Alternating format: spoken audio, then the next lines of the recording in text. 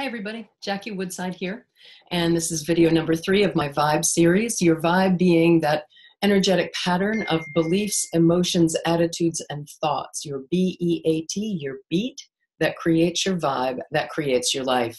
Last video we talked about beliefs and the importance of having clarity about what beliefs are driving your life and the difference between faith, belief, and conviction. Today what we're going to go into is emotions. You know, I hear all the time, I was a therapist for 30 years and I've been a coach for 25 years. I hear all the time, Jackie, I can't help it. It's just what I think. It's just how I feel. And I'm here to tell you that actually you can help it. Not only can you help it, you have to help it.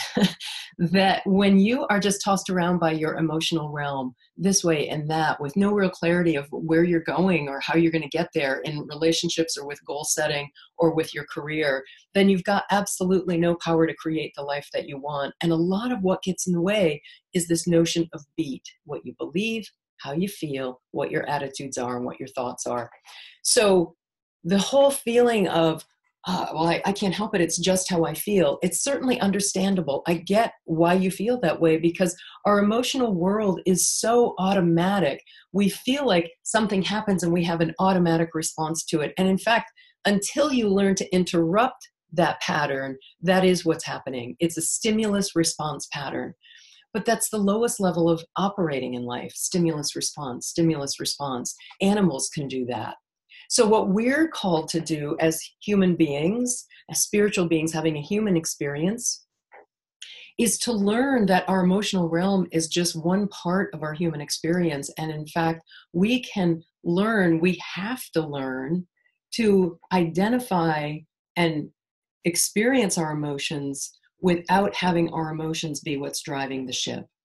In fact, having your higher consciousness, your higher mind, your higher self, directing the ship, using your mind to direct your brain is what I'm talking about. Using your mind, input it with your consciousness of beliefs, emotions, attitudes, and thoughts, which can impact how you then behave. So you have a superpower inside of you that I'm going to guess that you're not using to its fullest potential. What that superpower is your ability to guide and direct your emotional realm, to experience things the way you want to experience them. I said in my last video, or maybe it was the one before that, recently I was talking about the passing of a dear, dear, dear friend of mine, and I gave remarks at her service recently. There was 500-600 people there, so it was very public, and a lot of people were talking to me afterwards. And through the love and graciousness of my community, people are texting and emailing me, calling me, saying, hey, how you doing? You know, this has been tough. And how I'm doing is I'm amazingly present to the gift that life is and energized and inspired to bring more of it forth. Now, and someone said to me, wow, that's an amazing reaction to what you've been through. But that's what you have the capacity for when you learn that you're not just the product of your emotions, you are actually at cause in generating your emotions. Am I sad? Yeah, of course. Do I grieve? Unbelievably. I feel like my life has changed forever. And how we experience sadness and grief can be channeled by your mind to direct your brain so that you're having a higher experience. So how do you do that? I know you're all like, that sounds amazing. Some of you right now don't believe me. Some of you think that's good for you, but not for anybody else. So I want to say a little bit more about this. First of all, I was not always this way. I've been diagnosed with clinical depression over the years. I've been medicated for depression over the years. So my mind and my emotions have been as much of a train wreck or a difficult path as somebody else's. So that's the first thing. I'm not just making this up because it's been easy for me. It has not by any means. I have had to work really hard at learning over time that I can be at cause rather than at effect of what's happening in my emotional world.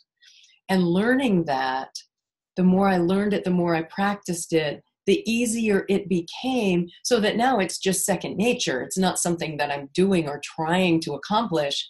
It has become who I am. And I know that's true for you as well.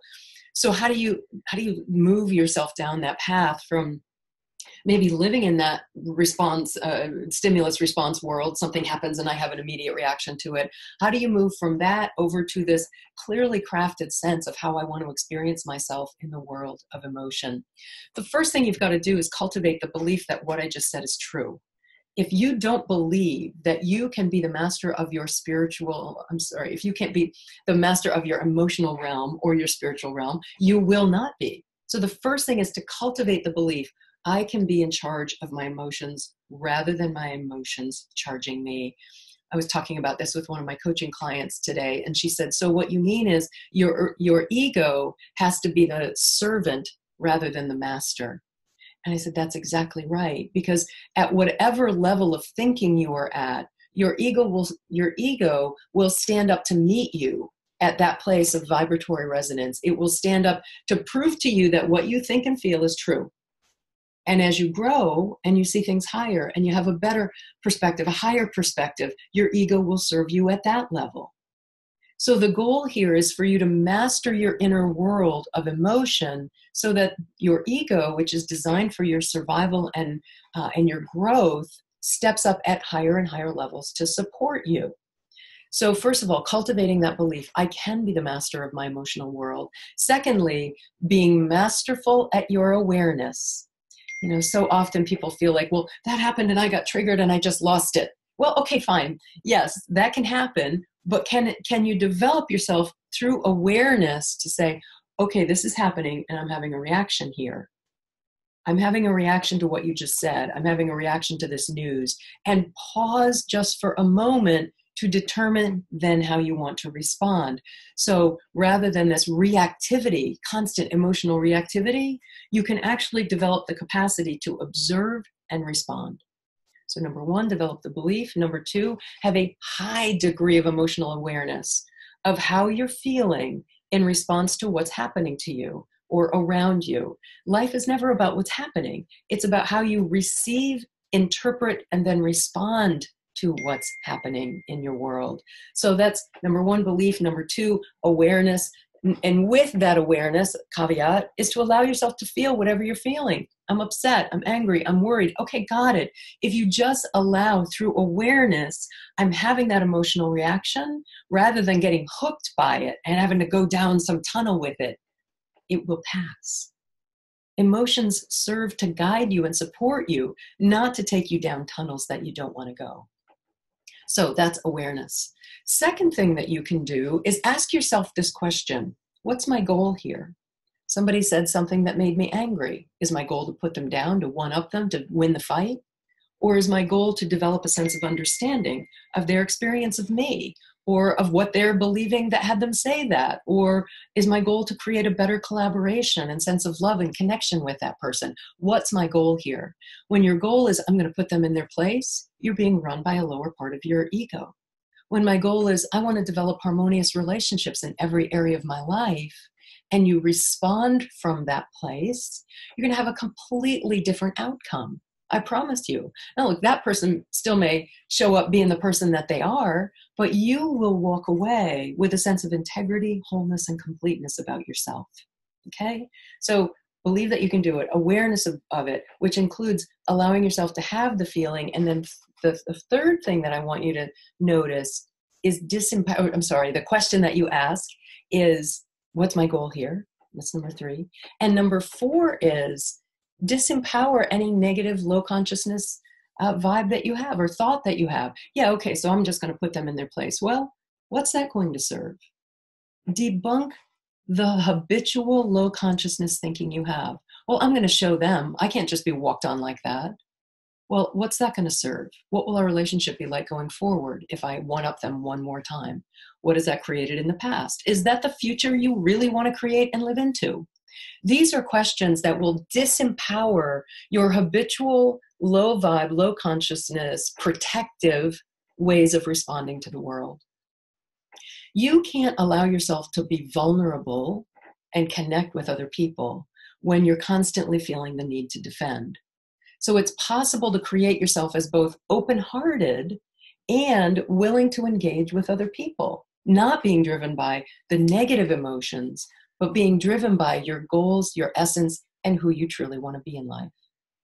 So once you've learned to disempower those automatic, egoic places from the lower vibration thoughts and emotions that you have, you've learned to disempower it. What's my goal? Do I really want to respond this way? If I keep doing the same thing, what outcome am I going to get? How do I want to be in the world? Is this what I want to create? Asking yourself those questions, it's just a momentary, fleet second kind of thing, but it will shift how you respond, right? So then the third thing,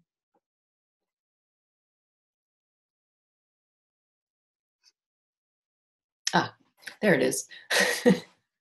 The third thing that you want to do when you are in this process of awareness and identity and identifying the feeling and the stimulus, letting yourself feel it, setting your goal and knowing what you want. The last thing that you have to do is transform your reaction from I'm going to show them to I'm going to honor who I really am and what I really want. So identify, disempower, transform. What am I feeling? How am I going to disempower it? Is this really what I want? And I'm going to transform my reaction into a more high vibe experience of life. This really is all I teach, and I teach it in lots and lots of places in lots and lots of ways. It's not a skill you're going to develop by listening to a 10-minute video. It's something that becomes part of your life, part of your ongoing commitment, your goals toward what kind of person you want to be. This is the work that I do. And when I just did a retreat in Sedona, Arizona a while ago, the things that transform for people, like one gal who was in the room, she had the experience, she said, I just don't have love in my life. And looking at her and seeing what I'd seen in her over the weekend, I just knew that wasn't true. So I helped her walk through this 3-step process of developing the sense of having love in her life. And she walked out just a completely different person, actually seeing loving relationships all around her everywhere, which opened her heart at a whole new level. The people that bonded and connected around understanding that their ego is always serving to support them, even when that means creating a wall and a barrier, and then learning that we don't need that wall and barrier when we can live open-hearted and trusting in some way, in every way, trusting that the universe is behind us, changing our beliefs, emotions, attitudes, and thoughts. It was an extraordinary, extraordinary experience for people. And I have some videos that I'll have to post and put to show you what people had to say about it afterwards. But the coolest thing is I'm doing that same retreat again with my partner, Howard Falco. And this time it's on a cruise with National Geographic to Baja, Mexico. And I hope that you'll take a few minutes to think about what I've said today in the management of emotions, and think if you had 5 days with 2 coaches and spiritual teachers training you specifically in a small group setting in a beautiful environment on the ocean, how much that would impact your ability to start really shifting not only how you're being in life, but even how you are perceiving life itself. January 7th to the 11th in Baja, California, Baja, Mexico, and cruise around Mexico and California. So I hope that you will join me for that cruise in Baja, and that you'll continue to follow this Vibe series as I continue to enjoy creating it for you.